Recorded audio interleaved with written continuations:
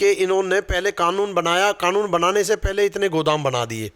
ये जो कानून बने ये उद्योगपतियों के लिए, कि आज जो ये चल रही है सरकार ये उद्योगपति की है, अडानी अंबानी की सरकार है।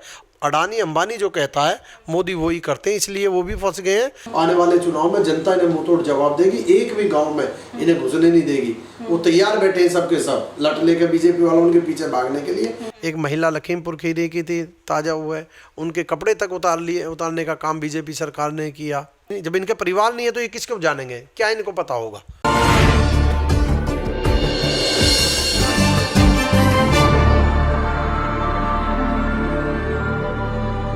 अभी हमारे साथ मौजूद हैं बागपत जिले के जिला पंचायत अध्यक्ष के पति जयकिशोर जी। आइए उनसे कुछ खास बातचीत करते हैं। सर, बागपत जिले को लेकर आपकी क्या योजनाएं हैं?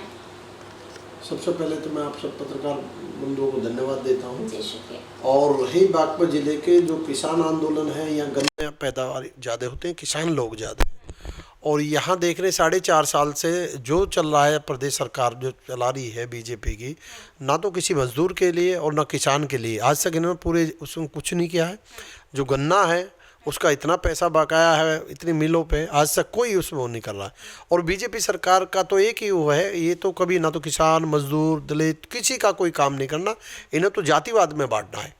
इनसे बात स्वास्थ्य की करते हैं तो जातिवाद की करते हैं। अच्छा, जैसे किसान आंदोलन अभी भी चल रहा है, तो मतलब किसान आंदोलन में राष्ट्रीय जो लोक दल पार्टी है इसका कितना सहयोग रहा है? किसान आंदोलन में राष्ट्रीय लोकदल पार्टी का बहुत वो है। इसमें हमारे बीच बड़े चौधरी साहब आज हमारे बीच नहीं रहे, चौधरी अजीत सिंह जी, तो ये 27 उसकी बात है जिस दिन ये आंदोलन उठने वाला था और चौधरी राकेश टिकैत जी रोए भी थे, तो उस टाइम हमारे चौधरी साहब ने, राष्ट्रीय अध्यक्ष थे चौधरी अजीत सिंह जी, ने फ़ोन करके उनको बताया और उनकी सहायता की। और फिर राष्ट्रीय लोकदल जितने भी सिपाही, राष्ट्रीय लोकदल के कार्यकर्ता जो भी सिपाही हैं सब वहाँ मौजूद गए और उसका परिणाम है आज किसान आंदोलन मजबूती से खड़ा है। और किसान आंदोलन में जो है ये किसानों की आवाज़ नहीं है, जो मज़दूर गरीब लोग हैं उन्हीं की भी आवाज़ उठाई जा रही है। क्योंकि जब दिक्कत आएगी किसान पे तो किसानों को पैसा नहीं मिलेगा, उसका मूल्य नहीं मिलेगा सही, तो जो उसके खेतों में मजदूरी करते हैं मजदूर, उनको कहाँ से मिलेगा। तो ये किसानों का नहीं, ये तो मजदूरों का, किसानों का और जो गरीब लोग हैं ज़्यादा उन सब का आंदोलन है। ऐसा ना, देखो क्या है, ये जो काले कानून 3 बनाए, इसमें सबसे बड़ा घोटाला क्या है, अभी आपने देखा है कि इन्होंने पहले कानून बनाया, कानून बनाने से पहले इतने गोदाम बना दिए। ये जो कानून बने ये उद्योगपतियों के लिए बने, ना तो गरीब आदमी के लिए बने और ना किसानों के हित में, ये तो सब उद्योगपति के। और मैं आपको बता देता हूँ कि आज जो ये चल रही है सरकार ये उद्योगपति की है, अडानी अंबानी की सरकार है। और अडानी अंबानी की नहीं होती तो आज तक जब से ये चला है किसान, मोदी सरकार या बीजेपी सरकार इन काले कानून को ख़त्म कर देती। किसके लिए बनाए भाई? किसानों के लिए बनाए, मजदूरों के लिए तो बनाए, लेकिन उसको ख़त्म कर देती। आज क्या दिक्कत है, आज जो अडानी अंबानी जो कहता है मोदी वही करते हैं, इसलिए वो भी फंस गए हैं। और सब जान रहे हैं कि जो अडानी अंबानी के इनको ख़त्म कराना चाहेंगे ये, तो इनकी सरकार गिर जाएगी, क्योंकि उन्हीं के हाथ में बागडोर है। मतलब ये कहना चाहते हैं कि सरकार खुद अपनी ही नीतियों में फंस गई। हाँ, अपनी नीतियों में फंस गई। उसके लिए हमारी बात सीएमओ साहब से लगातार होती रहती है। और जैसे हमारे कोरोना में बहुत परिवार एक्सपायर हुए हैं, उसको देखते हुए दवाई के लिए भी और फिर जो सजेशन दी जाती है वो दी जा रही है, साफ़ सफाई का ध्यान रखा जा रहा है। और हम अपनी तरफ से, जिला पंचायत की तरफ से भी जो भी हमसे सहायता हो रही है उसके लिए हम तैयार हैं। और सरकार के साथ जो हमारे यहाँ अधिकारी उनके साथ में मीटिंग भी करते रहते हैं। और उसके लिए ज़िले में पूरे जो भी दवाई की बात होगी, सफाई की बात होगी या कहीं भी कोई काम होगा, उसके लिए हम जिला पंचायत भी तैयार हो। यहाँ के अधिकारी भी बहुत अच्छा काम कर रहे हैं। और जो लोग इन्होंने जिला पंचायत चुनाव में इतना गदर मचाया, महिलाओं के साथ में उत्पीड़न किया है, खासकर हमारे साथ भी हुआ है, या जिले में पूरा प्रदेश में इन्होंने गुंडा राज जो किया, उससे लोग सब त्रस्त हैं। और सब लोग देख रहे हैं, इसको चेंज करना चाह रहे हैं। राष्ट्रीय लोकदल और समाजवादी के गठबंधन की सरकार बनने जा रही है। और पश्चिम में तो मैं आपको बताना चाहता हूं कि पश्चिम में तो राष्ट्रीय लोकदल समाजवादी इनका खाता भी खोलने नहीं देगी। उन्होंने क्या किया, ये बात कर रहे थे 2 करोड़ नौकरी की करते हैं, या इनको जो कहते हैं कहीं स्कूल का आज तक एक भी स्कूल कॉलेज नहीं खुला, कहीं मेडिकल कॉलेज कोई नहीं हुआ, ना ये स्वास्थ्य पे, ना शिक्षा पे, ना रोजगार पे किसी भी बात नहीं करते। और कभी कोई डिबेट भी नहीं होती है। लेकिन उन्होंने तो यूपी को नंबर 1 घोषित कर दिया। एक बात बताइए, आप नंबर 1 घोषित, मैं भी कह दूंगा कि नंबर 1 है, कहने से करने में धरती आसमान का अंतर है, जनता समझ चुकी है। आने वाले चुनाव में जनता इन्हें मुंह तोड़ जवाब देगी, एक भी गांव में इन्हें घुसने नहीं देगी। वो तैयार बैठे हैं सबके सब लट लेकर बीजेपी वालों उनके पीछे भागने के लिए। तो इसलिए राष्ट्रीय लोकदल और समाजवादी गठबंधन की सरकार बनने जा रही है और लोग 4.5 साल में प्रदेश में त्रस्त है। ये जो चुनाव जिला पंचायत और बिलासपुर मुख्य थे, ये आप सबने देखा प्रदेश में कैसा गुंडा और राज चला है। अच्छा, जैसे किसान आंदोलन का लगभग मतलब 1 साल, क्या कह रही है सरकार किसानों से? देखो, सरकार तो किसानों को कुछ नहीं कह रही, किसानों को कभी खालिस्तानी बताती है, कभी आंदोलन जीवी बताती है। अभी नया ताजा मामला हुआ है, हमारे यहाँ के जो सांसद महोदय हैं उनकी बेटी ने उनको भेड़िया बताया। आप बताइए, ये कल जो वोट डाल रहे थे बीजेपी को वोट इन सब लोगों ने डाले, जब तो ये नहीं थे, आज ये इनके खिलाफ बैठे हैं तो ये भेड़िया बता रहे हैं, तालिबानी बता रहे हैं। तो इसे सब समझ चुके हैं, जनता पूरे प्रदेश की समझ चुकी है कि इनका काम सिर्फ लड़ाना है, भाई भाई को आपस में लड़ाना और जातिवाद की बात करना, जातिवाद की राजनीति करनी। ना इन्हें विकास से कोई मतलब है, ना स्वास्थ्य से मतलब, ना शिक्षा से, जातिवाद की आधार हो रही है। आप देख रहे हैं तो जब से प्रदेश में भी सरकार 4.5 पौने 5 साल हो गए, केंद्र में 7 साल हो गए, इन्होंने क्या किया ये बताइए आप? एक भी कोई काम किया? ये जितनी सरकारी संस्थाएं उनको निजीकरण कर दिया, सब ठेकेदारों को दे दिया इन्होंने। अब आप बताओ, जो सरकारी धरोहर है उनको ऐसा बेच रहे हैं। जो युवा बच्चे हमारे पढ़ के जाएंगे, क्या वो ठेकेदारी की नौकरी करेंगे? वो इसलिए पढ़ाई कर रहे हैं क्या? और जैसे हमारा देश कृषि प्रधान देश ही कहा जाता है, लेकिन हमारे देश में किसान ही आंदोलन कर रहे हैं। जी। तो हमारा देश कितनी प्रगति की तरफ जा रहा है? ये तो आप बताइए, जिस देश का किसान अन्नदाता खुशहाल नहीं होगा, मजदूर खुशहाल नहीं होगा, तो देश आप समझ सकते हैं कहाँ जाएगा। आप ये बताइए, जो किसान हमारे बैठे हैं वो अन्न देते हैं, अन्न उगाते हैं, तभी तो हम सब खाते हैं।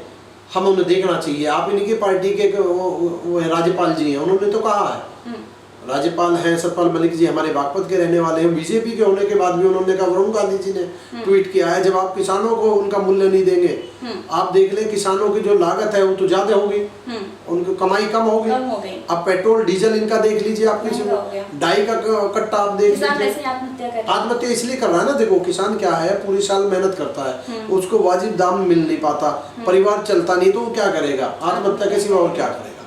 तो मैं आपके माध्यम से बताना चाहता हूँ कि अभी देख लेना, प्रदेश सरकार को प्रदेश सरकार और केंद्र सरकार को ये एहसास भी हो चुका है कि जो आंदोलन चल रहा है ये बीजेपी सरकार को उखाड़ फेंकेगा।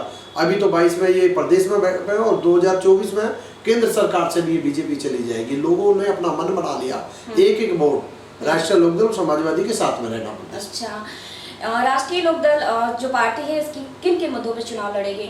क्या मुद्दे रहेंगे? सबसे पहला मुद्दा है हमारा स्वास्थ्य का, दूसरा विकास का, तीसरा हमारा रोजगार का। जो युवा हमारे जो ये कहते थे ना कि हम इतने रोजगार देंगे, एक भी रोजगार किसी भी बच्चे की आज तक नौकरी नहीं लगी है। विकास है, स्वास्थ्य है, शिक्षा है, रोजगार, उसी के पे चल के हम आगे चुनाव लड़ेंगे और मेन जो मुद्दे यही मुद्दे हैं।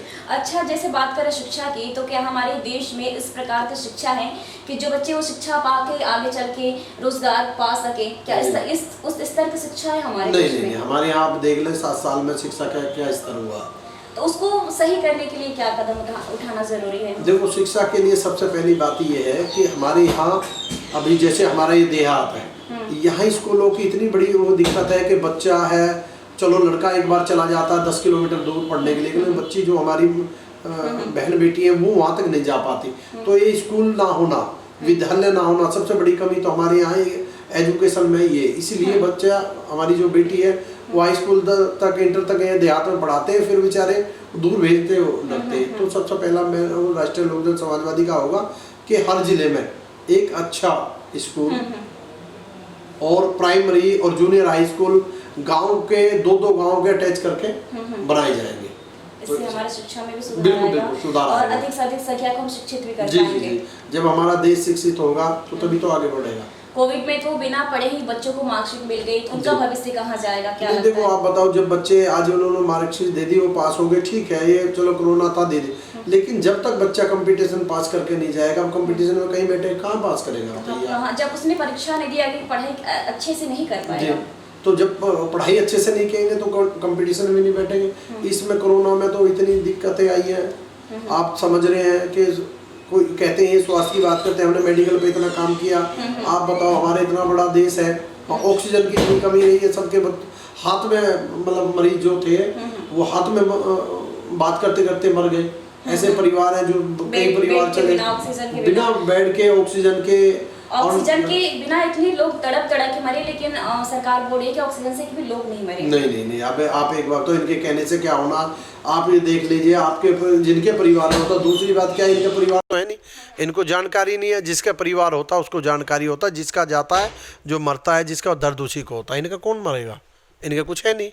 जब है नहीं तो इनको दर्द नहीं है, दर्द तो उनको होता है जिनका मरता है। ऐसे ऐसे परिवार के हमने देखे हैं जो 2-2, 3-3 परिवार, एक ही परिवार में व्यक्ति चले गए, उनको सुविधा नहीं मिल पाई। समस्या है। हाँ, स्वास्थ्य की समस्या क्या है, देखो स्वास्थ्य की समस्या इसलिए है 4.5 साल पे जो ध्यान नहीं देते, और वो इसलिए भी ध्यान नहीं देते क्योंकि यहाँ राष्ट्रीय लोकदल का ज़िला है, ये जातिवाद की बात भी करते हैं। दूसरी बात है कि जो यहाँ बीजेपी का जहाँ थोड़ा सा वहाँ काम इन्होंने किया, थोड़ा ही काम किया, ज़्यादा नहीं। और जैसे हमारे ज़िले, कोई से ज़िले में भी इन्होंने कहीं कोई काम नहीं किया। स्वास्थ्य में तो ये लगा लीजिए 5-7 डॉक्टर, 10 डॉक्टर रहते हैं, और पूरे ज़िले में बताओ कहाँ जाएंगे वो डॉक्टर। 5 डॉक्टर ने किस किस को देखेंगे, इतना बड़ा ज़िला है।